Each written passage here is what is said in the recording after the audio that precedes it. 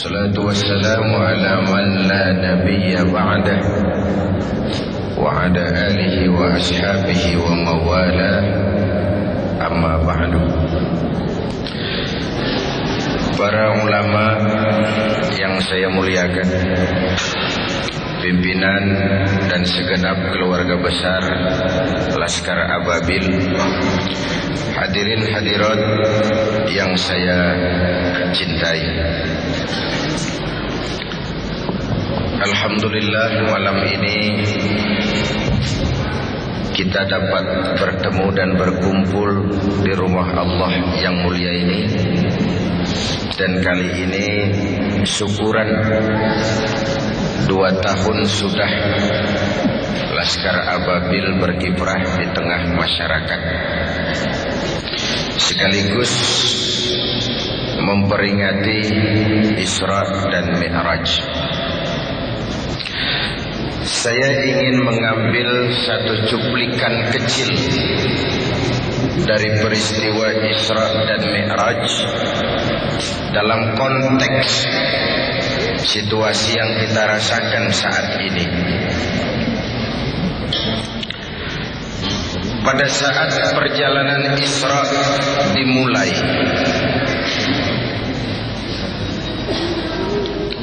sudah datang gangguan, cobaan. Ada suara dari sebelah kanan memanggil-manggil, Muhammad, berhenti sebentar. Dan Nabi menoleh pun tidak. Lalu dari sebelah kiri, Muhammad, berhenti sebentar. Dan beliau menoleh pun tidak. Selamat dari kanan, selamat dari kiri, dari arah depan. Konkret, tidak cuma suara, tapi ada perempuan tua dengan pakaian menyolok, memanggil-manggil, Muhammad, berhenti sebentar. Menoleh pun tidak. Kata malaikat Jibril, untung saja kau tidak menoleh Muhammad. Memangnya kenapa Jibril? Panggilan sebelah kananmu itu suara Yahudi. Kalau kamu menoleh, umatmu akan cenderung kepada Yahudi. Siapa Yahudi itu? Zionis. Zionis itu siapa? Israel. Israel itu siapa? Amerika kecil. Amerika itu siapa? Israel besar.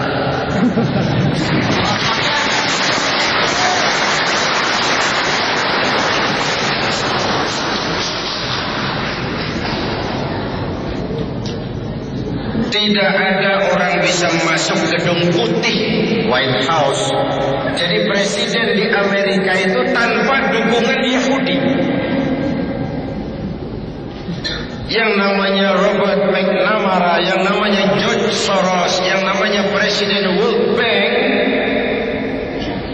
Yahudi.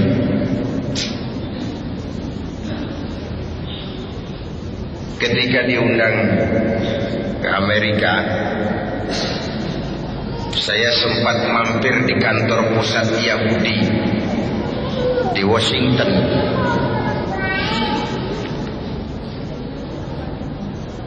Washington itu dari ujung Berung ke kanan.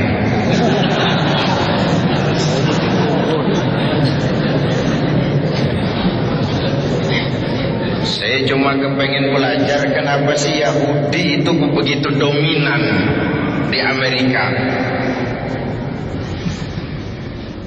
Ada 2 catatan saya dari kantor Yahudi itu. Pertama, solidaritas antar mereka luar biasa. bahwa Yahudi kikir, Yahudi pelit, Yahudi keras kepala itu kepada dunia luar.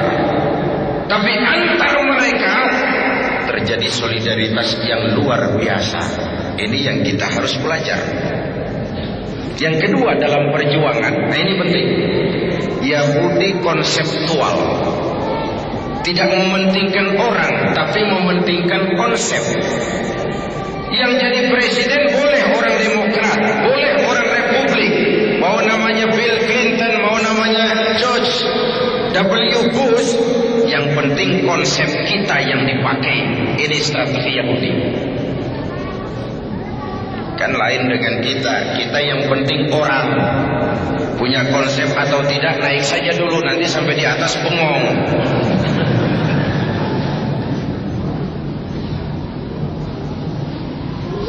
Sebab itu saya sangat memahami kalau Amerika kebakaran jenggot ketika simbol-simbol kebanggaannya dihantam. World Trade Center simbol kapitalisme, Pentagon simbol militerisme. Amerika sekarang sudah sendiri jadi polisi dunia setelah komunisme runtuh. Tetapi bagaimanapun berangnya Amerika terhadap teroris, jangan lalu bersikap seperti teroris juga. Kalau memang seperti yang dituduhkan itu kerjaan Osama, dan Osama ada di Afghanistan, Amerika kan punya CIA, Amerika kan punya FBI, Amerika kan punya teknologi canggih. Kalau ada rumah, ada tikus dalam rumah, tangkap saja tikusnya, jangan bakar rumahnya. Apa salah dan dosa rakyat muslim sipil di Afghanistan? Cuma mencari seorang Usama, lalu satu Afghanistan dibom habis-habisan. Itu lebih teroris dari yang teroris.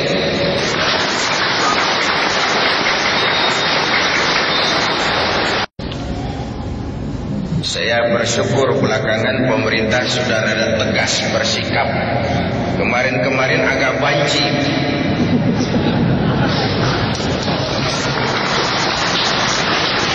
Maklum, itu pinternya Amerika dikasih bantuan. Negara manapun di dunia ini, jikalau dia sudah mau terima bantuan Amerika, bersiaplah menerima tangan-tangan Amerika di negeri ini.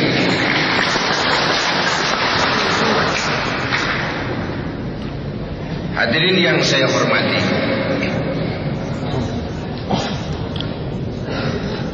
panggilan Yahudi. Apa lalu Laskar Ababil harus mendaftarkan diri berangkat ke Afghanistan? Silakan. Saya hargai kalau mau. Tapi kalau tidak pun, di Indonesia ini masih sangat banyak hal-hal yang harus kita hadapi dengan jihad. Berani boleh, tapi jangan nekat. Berkorban siap, tapi jangan konyol. Itu prinsip. Kalau situasi medan tidak tahu, pengalaman perang nggak punya, lalu berangkat, kan setor nyawa namanya. Berani boleh, jangan nekat. Berkorban siap, jangan konyol.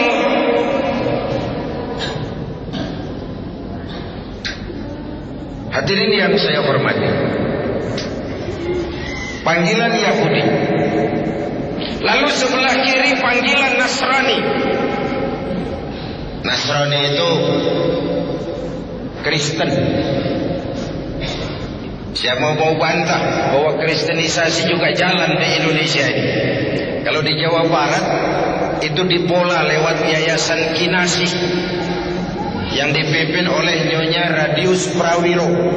Dari situ pola kristenisasi Jawa Barat diolah mulai Majalengka sampai Rangkas Bitung. Sejak dulu saya teriak, silahkan menyebarkan agama, tapi jangan kepada orang yang sudah beragama. Panggilan kanan, panggilan kiri, panggilan depan. Perempuan tua dengan pakaian menyolok itu dunia materialisme. Menghadapi 3 panggilan ini, saya ingin menyampaikan sumbangan moral. Dengan apa kita hadapi? Pertama, dengan nilai iman. Itu sebabnya sebelum berangkat Isra, Rasulullah mengalami general check up. Dibawa ke tepi sumur Zam-Zam, dipenuhi hati beliau dengan iman, ilmu dan hikmah. Sebelum berangkat jauh mengalami general check up. Laskar Ababil ini 2 tahun baru lahir, jalan masih panjang, kiri kanan depan belakang banyak panggilan.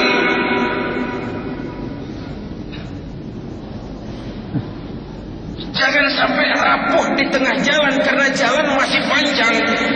Hancurkan tempat judi, dapat jatah, tenang.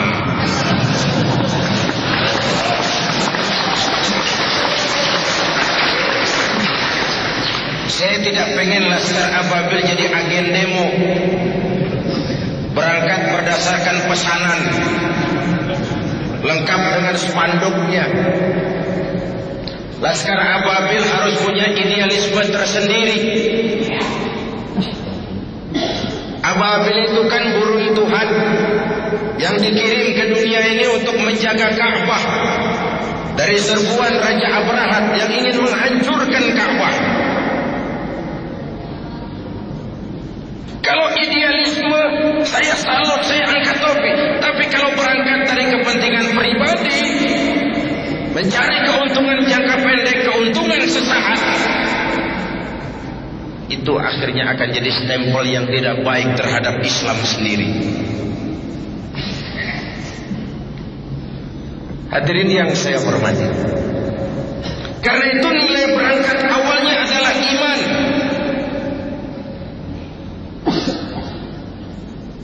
Selama ini SDM kita cuma pada pengisian otak, hati sering kosong. Akhirnya muncul ketidakseimbangan. Lahir orang-orang pintar tapi jauh dari benar. Indonesia kita bangkrut, Indonesia kita terpuruk, Indonesia kita sakit sekarang ini karena diurus orang-orang yang pintar, cuma sayang tidak benar.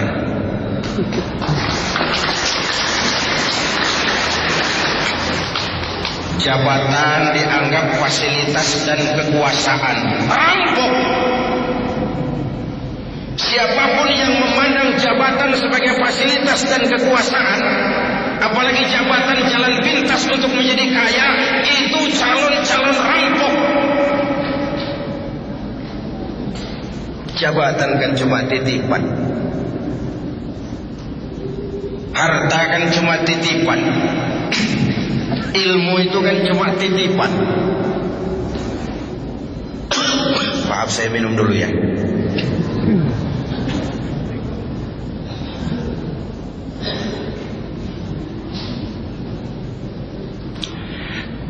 Sampai mana tadi? Titipan. Ini juga titipan, kalau nggak diminum sayang. Titipan. Kalau bagaimana harus disikapi? Pertama, titipan harus dijaga baik-baik. Pak Zainuddin, saya titip mobil ya. Silakan. Waktu mobil diambil, kacanya pecah, knalpotnya hilang, bempernya penyok, yang nitip marah. Kenapa tidak dijaga baik-baik? Allah cuma tidak bilang, Zainuddin, aku titipkan ini jabatan da'i kepadamu. Hamzahas, aku titipkan ini jabatan wakil presiden kepadamu. Megawati, aku titipkan ini jabatan presiden kepadamu. Titipan, bukan milikmu.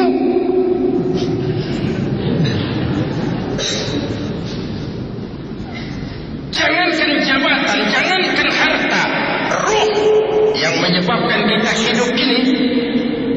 kadar hak guna pakai, tidak punya sertifikat hak guna pakai. Kapan yang punya mau ambil? La haula wala quwata illa billah. Titipan tidak harus dijaga baik-baik. Makanya biarkan presiden jadi presiden, biarkan wakil presiden jadi wakil presiden. Maksudnya apa? Presiden itu tidak punya anak.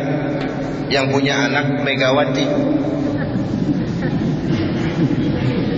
Saya khawatir kalau presiden punya anak, nanti anak presiden ikut ngacak-ngacak negara jadi warga istimewa seperti pengalaman yang lalu.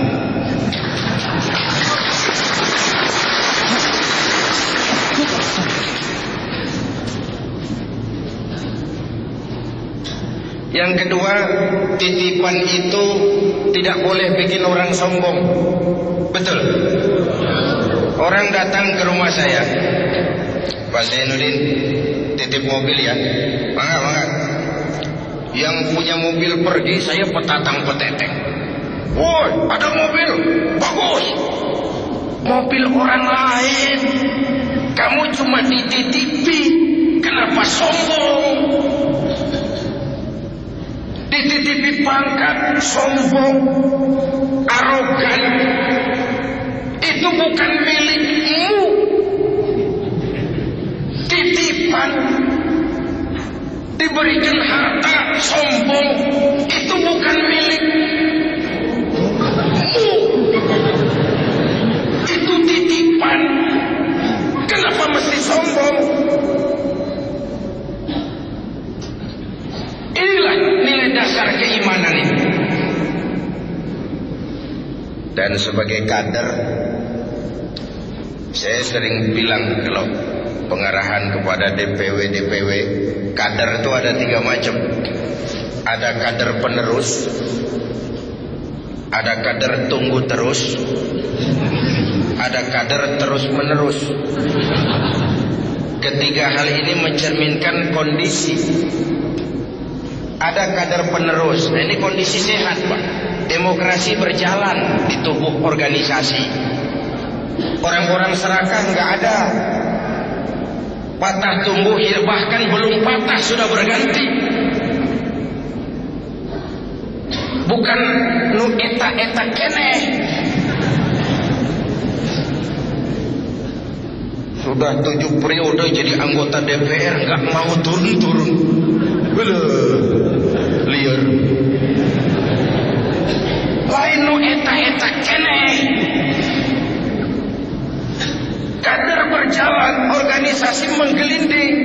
Ini namanya kader penerus. Saya suka merenung. Kita ini 4 kali punya presiden.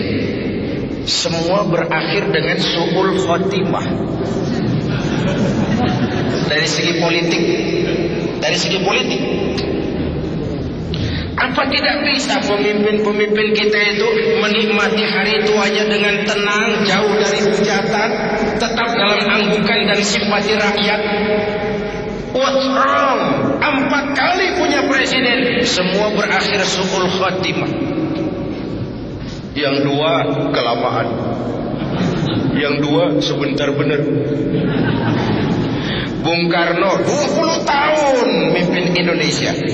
Pak Harto 32 tahun. Pak Habibie 2 tahun. Gus Dur kurang. What's wrong? Ternyata memang pemimpin yang baik bukan hanya tidak bermasalah di masanya, tapi tidak meninggalkan masalah sesudahnya. Jangan meninggalkan bom waktu. Ya, di zaman Pak Harto kita nggak banyak mengalami masalah. Sesudahnya macam-macam masalah. Ini kan bom waktu. Hadirin yang saya hormati, kenapa kita nggak belajar dari Lee Kuan Yew? Bagaimana dia mempersiapkan Gok Tok Chong? Kenapa kita tidak belajar dari siapa di Afrika itu? Nelson Mandela. Bagaimana walaupun segala macam dia membatasi diri, dia siapkan generasi berikutnya supaya ada kader penerus. Ketika kadernya kader penerus, organisasi sehat, demokrasi jalan.